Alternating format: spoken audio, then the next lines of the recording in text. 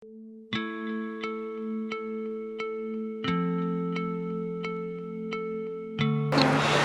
Mia.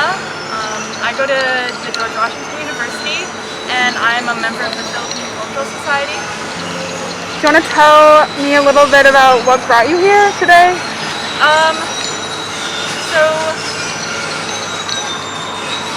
I started hearing about the anti-terror bill earlier this month, and then being a part of KA, especially with Chrissy here, Chrissy Paquilos, she really brought attention to the anti-terror law, and just being a part of these Filipino orgs really shed light on what's going on.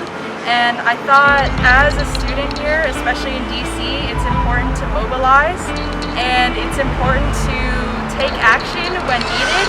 And especially as a Filipino American, I feel like it's my duty just to act when there are injustices happening in the homeland. I can only do so much, but it's better to know that I tried to do something rather than staying quiet. And like, even if nothing changes, it's the action that counts. Yeah, it's the action that counts. Yeah, I'd rather do something here and be at this protest than consciously know that I chose not to take a part of it. Can you let me know how you feel about the anti-terror law? It's another nail in the coffin for the Philippines. It's so angering. I'm really disgusted by Duterte.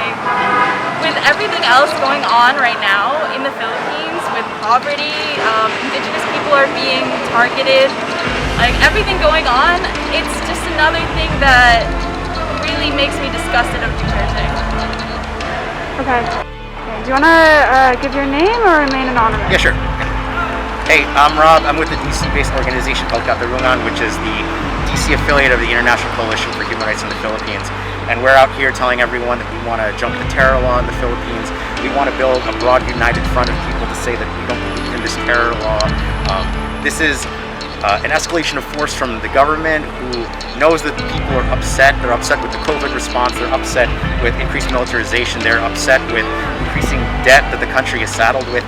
And they know that people are going to start fighting back. And what do? They pass a new terror law to make everyone a criminal, right? So that's why we're here. We want to build unities with people across different struggles. There's definitely a worldwide escalation of fascism and right-wing authoritarianism, and we're here to tell everyone that we're gathering together to fight back against it. And part of our contribution to the worldwide defeat of global fascism is the defeat of fascism in the Philippines.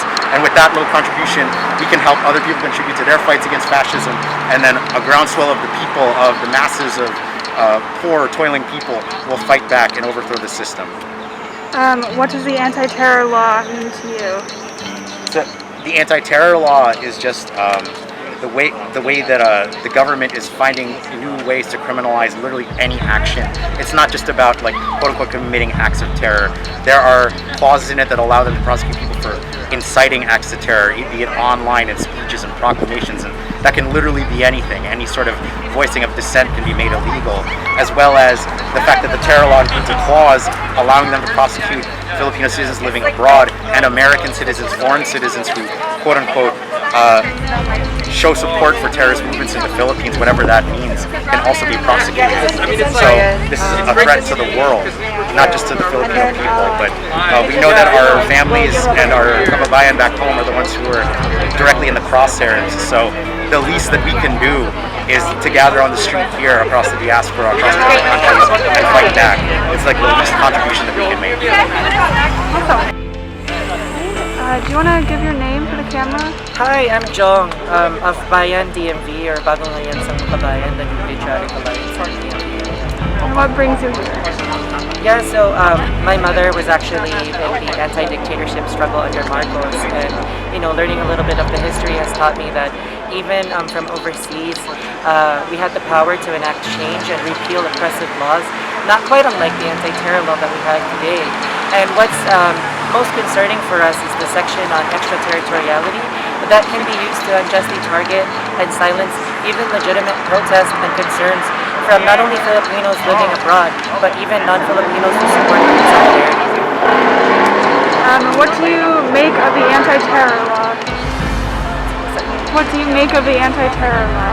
So yeah, it's totally unnecessary because there's already the Human Security Act, which is also problematic.